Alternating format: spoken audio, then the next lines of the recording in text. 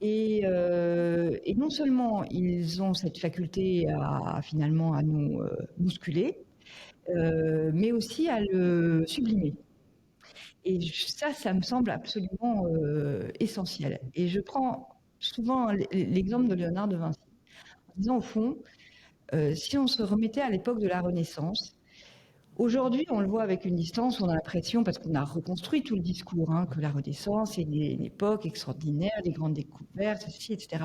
Mais ça devait être quand même une époque sacrément compliquée, parce que tous les paradigmes changeaient. Tout d'un coup, le monde n'avait plus les limites qu'on lui connaissait. On découvrait avec l'anatomie que le corps humain n'était pas du tout non plus celui qu'on imaginait. Enfin, donc, oui, c'est une époque extraordinaire de l'humanisme, etc. Mais ça a dû être quand même compliqué, j'imagine, pour les contemporains de saisir tout ce qui était en jeu.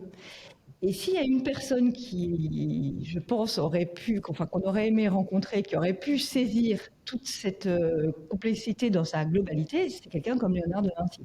Parce que c'est quelqu'un qui, en tant qu'artiste, va comprendre toutes les possibilités du monde qui s'offre à lui. Il en trouve, voilà, il va disséquer des cadavres parce que ça va l'aider à peindre d'une façon incomparable le corps humain, la finesse de la peau. Voilà, il va s'intéresser à la science parce que tout ce qu'il va découvrir sur l'optique va lui permettre aussi, dans sa peinture, de donner à voir le monde comme personne ne l'a donné à voir jusqu'à lui.